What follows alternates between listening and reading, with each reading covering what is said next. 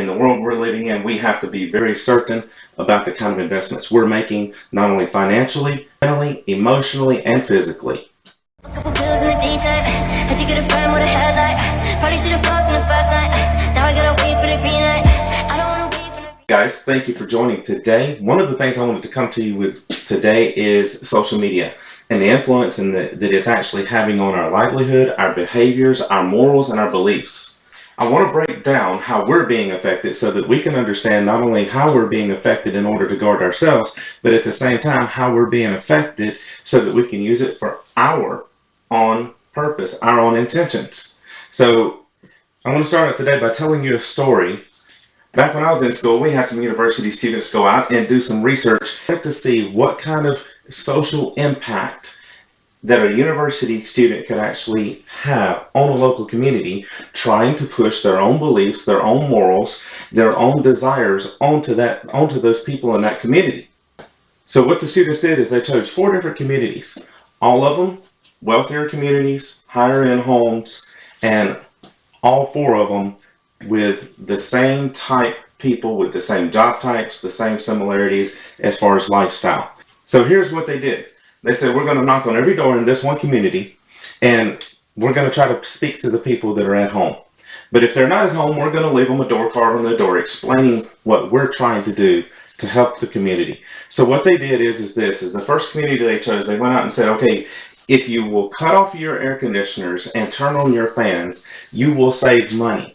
You will save as much as $54 a month. Well, they went out and they went to every single home in this entire community, in this one neighborhood that they chose. They went from door to door, left door cards, talked to the people that were there, everything. So they came back a week later to do a survey of the area, working in conjunction with the electrical company, to see how much difference that they had made. How many people turned off their air conditioners and turned on their fans and began saving this $54 a month. And wouldn't you know it, not a single person did it. They said, okay, let's change our tactic. Let's go with the second community. This time, we're going to try to hit on the emotional part a little bit of that moral part. Save the planet.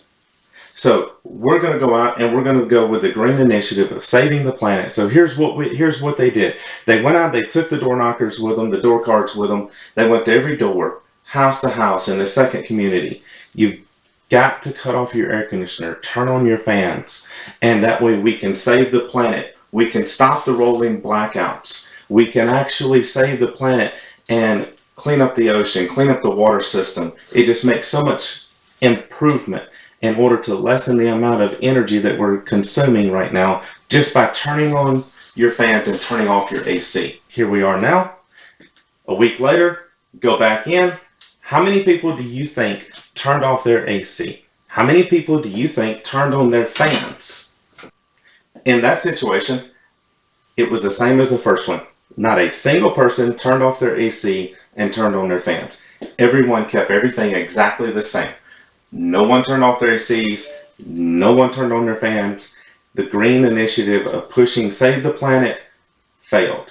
Just like saving money completely failed. What we're starting to see right here is a pattern that convenience and comfort are overtaking the pocketbook, and they're overtaking the morals and the emotions. Now, here's the third one. We went to the third community, and what do we see? The same type people, the same large homes, the same type jobs, the same settings, took the door cards, took the people to knock on the doors, went from door to door, and guess what? This time we come in with something very serious. Be a good citizen. Be a good American. Do what's best for your fellow man. Do what's best for your country. Turn off your air conditioners. Turn on your fans. Stop the rolling blackouts so that your fellow man can have air conditioning, can keep his freezers going, can keep his refrigerator going, and can take care of his family as well. So turn off your ACs and turn on your fans. That's all you got to do, and you're being the ultimate citizen. What was the result of the third community? The exact same results as the first two.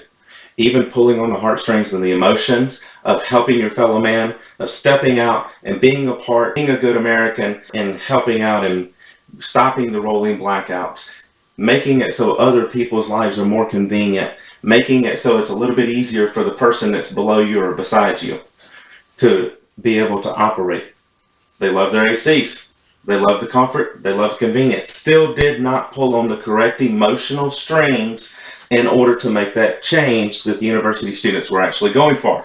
So finally, they went to the fourth community and they said, we've got to hit them with something that they've never been hit with before.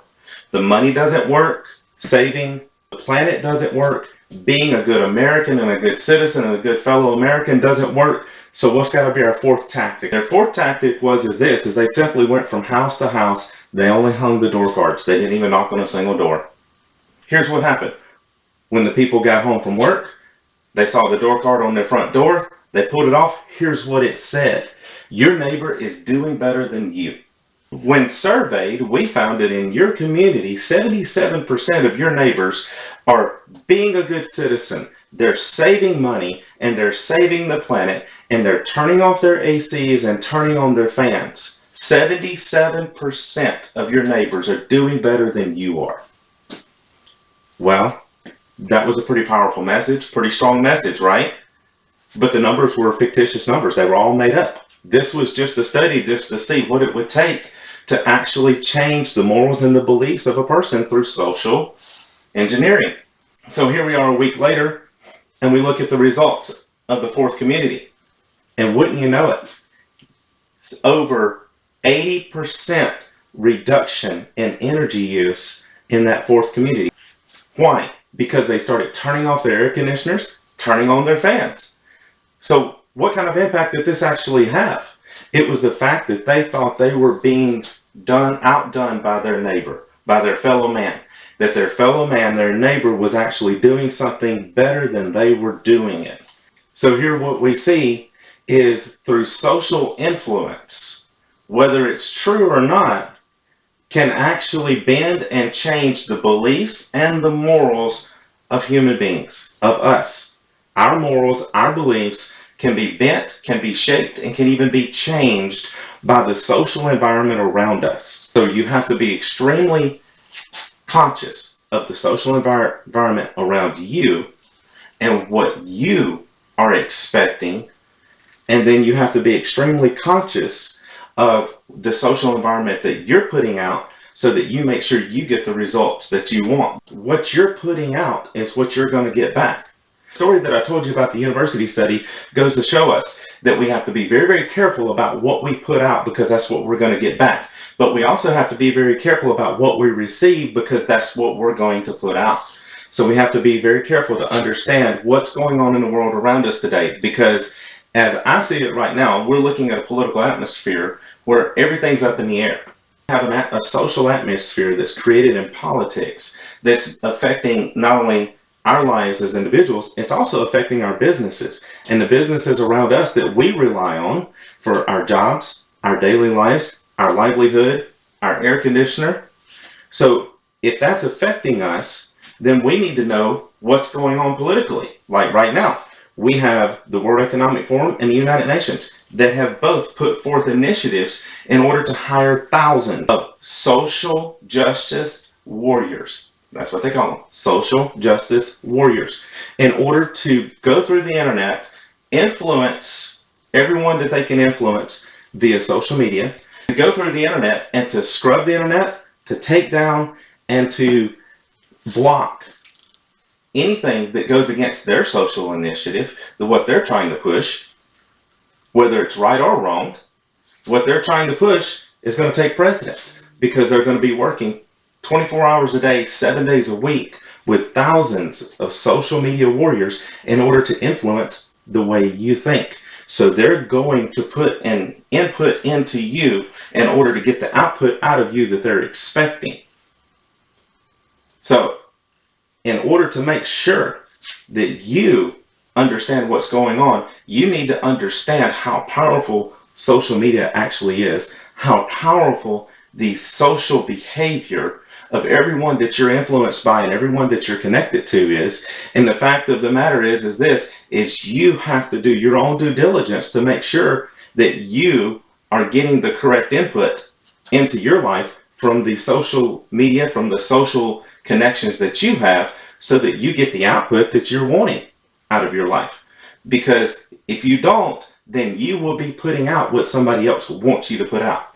So it's either or. Either you're going to get the output that you want because you control what comes in, or else the person that is actually feeding you the input is going to get the output they want out of you, and they're just using you. And you're just another social media experiment for another study. So with that being said today, thank you for joining. I look forward to the next time. If you like this kind of content, we're a little bit controversial, please subscribe, like, follow, share.